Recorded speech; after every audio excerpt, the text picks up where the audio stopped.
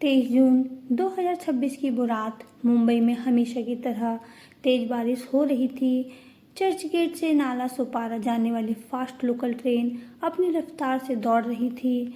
डिब्बे में रोज की तरह सफ़र करने वाला 22 साल का एक मासूम लड़का बैठा था, मयंक लोहार।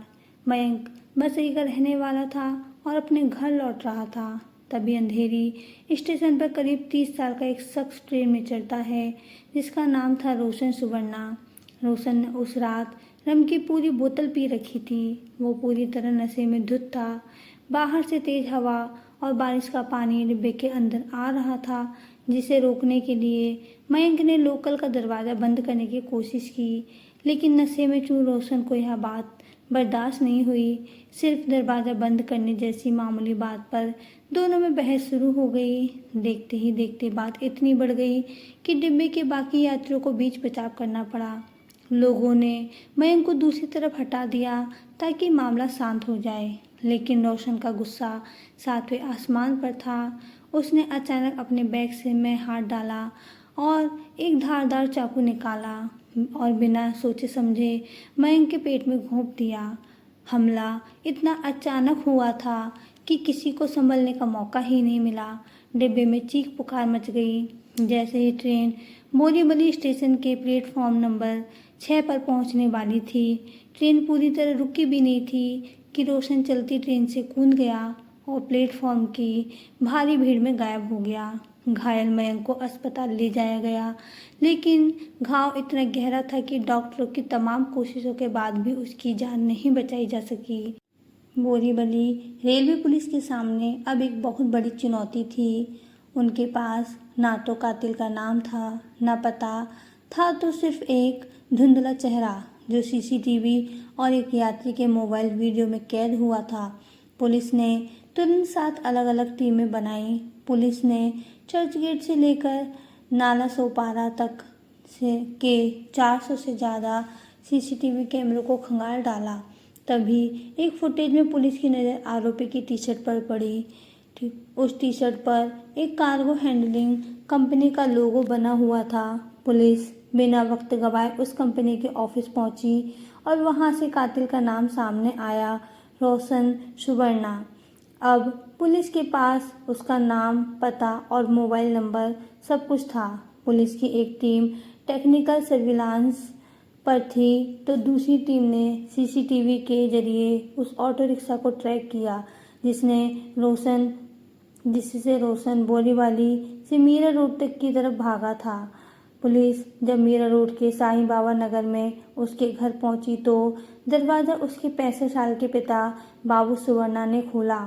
जब पुलिस ने पिता को सीसीटीवी की तस्वीर दिखाई तो उन्होंने तुरंत अपने बेटे को पहचान लिया। पिता ने बताया कि रोशन बहुत गुस्सैल है। वो रात को घर आया था। उसने सबसे पहले नहाकर अपने खून से सने कपड़े एक बैग में छिपाए। उसने परिवार से कहा कि वो पनवेल में अपने मामा के घर जा रहा है और वहाँ से बेंगलुरु भागने की फिराक में है।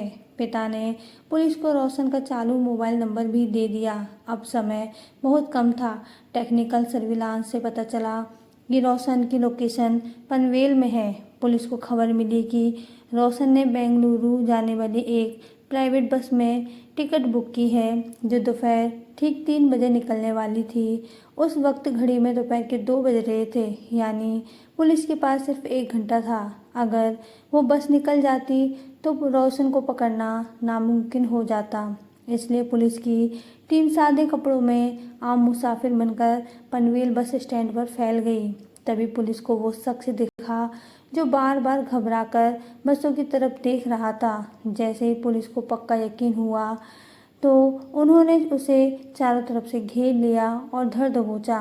गिरफ्तारी के वक्त वो बार बार यही पूछ रहा था कि उस लड़के की हालत कैसी है, क्योंकि उसे अंदाज़ा भी नहीं था कि मयंक की मौत हो चुकी है। लेकिन जब पुलिस ने उसे बताया कि जिस लड़के को उसने चाकू मारा था उसकी मौत हो चुकी है, तो रोशन के पैरों तले जमीन खिसक गई। मुंबई रेलवे पुलिस ने इस पूरे अंधे कत्ल की गुत्थी को सिर्फ 15 घंटे के अंदर सुलझाकर आरोपी को सलाखों के पीछे भेज दिया। लेकिन यह घटना पीछे कई गंभीर सवाल छोड़ गई। अब सोचने वाली बात यह है कि हमारे समाज में बर्दाश्त करने की क्षमता इतनी कम क्यों होती जा रही है। लोग काम के तनाव और भीड़ में इतने उग्र क्यों होते जा रहे हैं कि एक मामूली सी बात किसी की जान लेने की वजह बन जाती है। मयंक तो अब इस दुनिया में नहीं है, लेकिन उसका परिवार अब जिंदगी भर इस दर्द को झेलेगा। सिर्फ एक पल का गुस्सा 2 परिवारों की दुनिया उजाड़ देता है। इस पूरी घटना पर आपकी क्या राय है? क्या लोकल ट्रेनों में सुरक्षा और सख्त होनी चाहिए, या हमें खुद अपने गुस्से पर काबू पाना सीखना होगा? नीचे कमेंट करके ज़रूर बताएं। वीडियो पसंद आई हो तो उसे लाइक और शेयर कर दें, और ऐसे ही अपडेट्स के लिए चैनल को सब्सक्राइब करना बिल्कुल ना भूलें। धन्यवाद।